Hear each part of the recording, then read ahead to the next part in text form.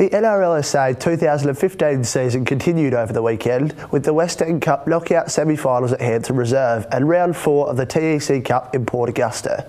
Hi, I'm Joe Schwab and this is a fresh 92.7 NRL SA weekly recap. On Saturday evening, Bulldogs first grade defeated Henley Raiders reserves overwhelmingly 62-0. Fielding their first full side in several weeks, Bulldogs opened with aggression and scored minutes into the game.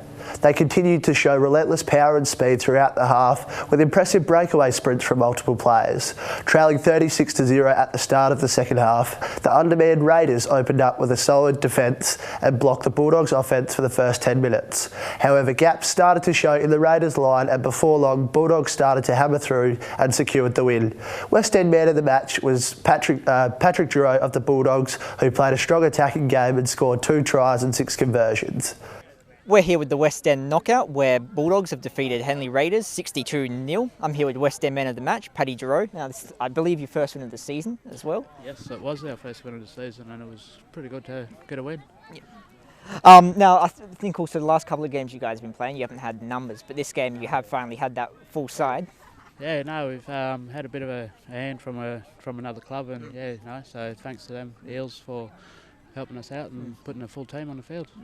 What was that like having to play? I mean, playing with people who you probably haven't drilled with quite as much. It's different, but it's also more of a learning curve too. So it helps you sort of gel more. Yeah.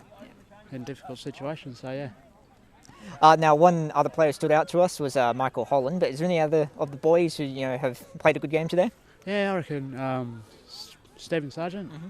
He had an awesome run game with running it up the middle and making heaps of meters, and yeah, so yeah, no, I reckon Sarge and Ashley Saylor from the other team, yeah, never put his head down, kept going throughout the whole game, and yeah, so hats off to the Hanley boys for sticking it out, and yeah. Fair enough. Now you're going through to the finals in I think a couple of weeks. Is there anything you're going to be taking from this game, heading into training for that? I think just what we did tonight, just sort of work on our structure, hitting the ball up the middle and yeah, just spreading it out. So yeah, no, I think that's what we'll work on. Yep. All right, best of luck, Paddy. Cheers, man. Cheers. Thanks. Later that evening, Tigers reserves defeated Eels reserves 38-10 in a physical contest. Both teams started off even, with pushes by both sides blocked for the first 10 minutes of play. Eels were first to break through and score, but Tigers followed suit soon after. Tigers used their speed and clever ball work to exert control over the remainder of the half. With the score 24-6 Tigers were at half-time, both teams showed impeccable defence, keeping the game scoreless for over 15 minutes. Eventually, however, Tigers found holes in the Eels line and from there dominated and secured the win. Best on ground was Tigers' AJ Van Eyck, whose impressive offloads allowed his team to work through the Eels' defence. We're here with the West End knockout round, where Tigers have just defeated Eels 38-10. I'm here with AJ Van Eyck. Now, you had a pretty good game yourself, assisted in multiple tries. You must be feeling pretty happy with the win. Yeah, it wasn't too bad. Yeah, boys come out and did what the our coach told us to do, so yeah, ended up working out. Now, one of the boys who stood out to us was Martin Patu, but is there anybody else who you want to give a bit of a shout out to?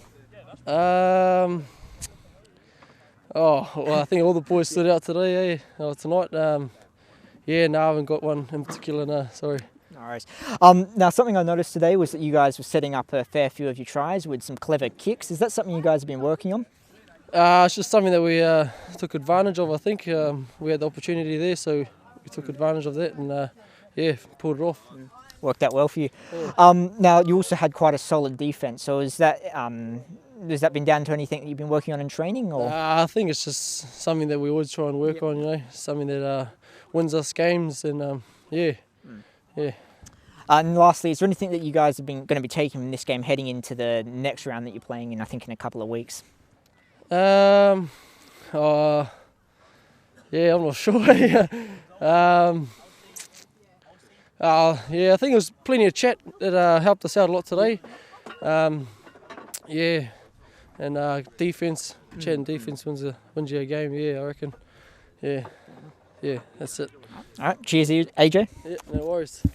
On Sunday afternoon, Roosters first grade defeated Panthers reserves 56-4 in a great demonstration of attacking skill. Roosters used their size and strength in their relentless attack of the try line to score 4 unanswered tries. With less than 10 minutes remaining in the first half, a quiet Panthers side got on the scoreboard after a strong attacking drive by halfback Ezra Bailey that saw centre Kyle Hatota score. Trailing 30-4 at half-time, Panthers increased their defensive pressure in the second half and with hard work shown by Karen Miller.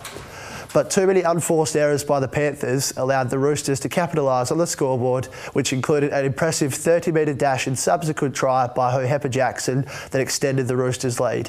Best on ground was Ashraf Mohammed, who drove his side up the middle and set up multiple tries. We're here at the end of the West End knockout semi-final match at Hanson Reserve between the Panthers and Roosters. And joining me is match umpire Michael Height. Michael, it was an interesting match. What did you think about it? It was a really interesting match. It was really hard, tough football. I actually enjoyed the game. And any standout players to you? The centre from Roosters, can't remember what his name is now, but he had a really good game. And the Panthers, although they were down quite a few number of tries, they didn't give up until the full-time siren. Also that day, Eels first grade defeated Raiders first grade 22-0 in a tight contest. Solid defence by both sides saw neither team manage to cross the line until Eels' quick ball movement saw Rob Rummery dive through the Raiders defence and score. Eels continued to work the ball around and scored another 2 tries to Raiders nil in the first half. Trailing 16-0 at half-time, the Raiders continued to attack their try line with solid pushes by Benji Fono, but the Eels' defence held strong and prevented any Raiders score. Down to 11 men, the Raiders' defensive pressure was impressive and managed to prevent multiple Eels scoring opportunities. But the Eels continued to attack, with Fred Williams breaking through the Raiders' defence and scoring from a 50-metre sprint down the sideline, making the final margin 22 points. Best on ground was Eels' second rower Jay Brookfield, who laid strong tackles and assisted multiple scoring opportunities. The West End Cup and Colts Cup knockout finals will be played in 5 weeks' time on Saturday, August 1st at Mitchell Park. Meanwhile, in the SGRL, Port Pirie defeated the Goannas 48-36 in round 4 at Etzer Oval in Port Augusta. This weekend, round 7 of the ISC Cup and the Reserve Grade Shield will be played on Saturday, June 27th at Mitchell Park and Sunday, June 28th at Hanson Reserve. In the SGRL, it is a bye weekend. For more information on the knockout competition and all the fixtures and results, check out our website www.sarugbyleague.com.au or find us on Facebook. I'm Joe Schwab and this has been the Fresh 92.7 NRL SA Weekly Recap. See you at the games.